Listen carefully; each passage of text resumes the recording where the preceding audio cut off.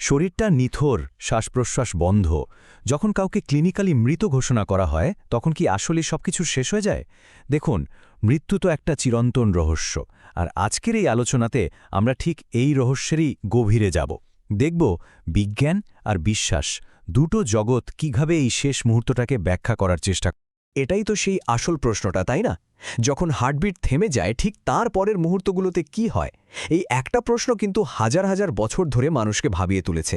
চলুন এই গভীর রহস্যের দুটো ভিন্ন দিক থেকে আমরা উত্তর খোঁজার চেষ্টা করি। ভাবা যায়, একদিকে আছে আধুনিক বিজ্ঞান যা আমাদের ব্রেনের ভেতরের কার্যকলাপ মাপতে পারে, আর অন্যদিকে আছে বিশ্বাস যা আত্মার যাত্রার কথা বলে।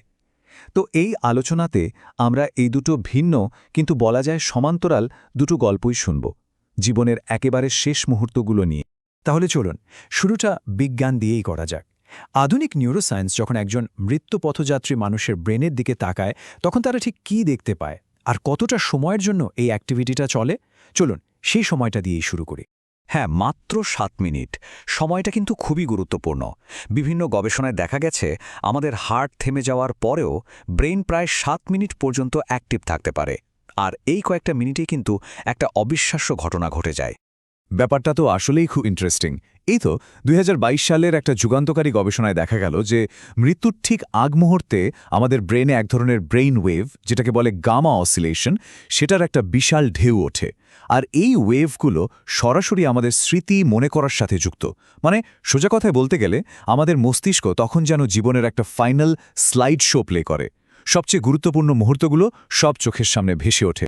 তাহলে ব্যাপারটা কি দাঁড়ালো? একদিকে বিজ্ঞান দেখছে ব্রেইনের শেষ ইলেকট্রিক্যাল পালস, আর অন্যদিকে বিশ্বাস বলছে এক সম্পূর্ণ ভিন্ন যাত্রার কথা, আত্মার প্রস্থানের যাত্রা।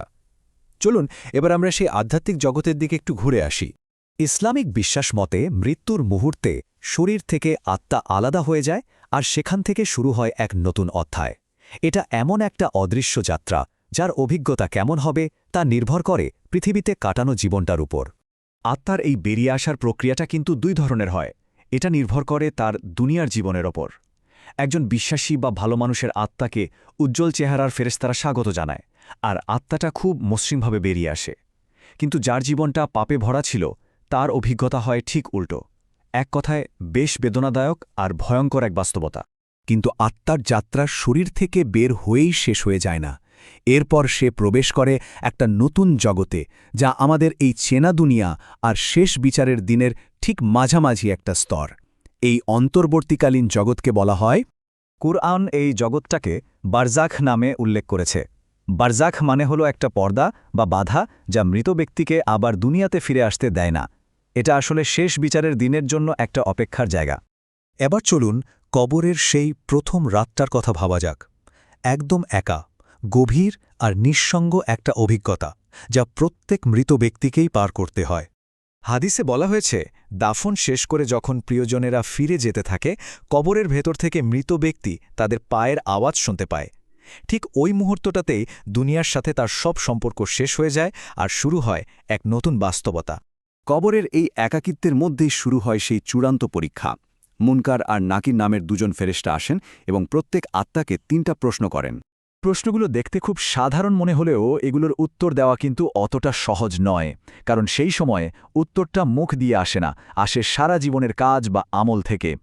তার মানে মূল বিষয়টা হলো এই পরীক্ষার জন্য মুখস্থ করে কোনো লাভ নেই।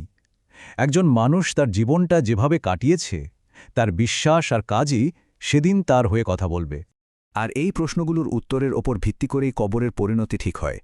বিশ্বাসী আর ভালো মানুষদের জন্য কবরটা হয়ে যায় জান্নাতের বাগানের মতো সুন্দর আর আলোকিত, আর অন্যদিকে পাপীদের জন্য সেটা হয়ে ওঠে জাহান্নামের গর্তের মতো অন্ধকার আর সংকীর্ণ।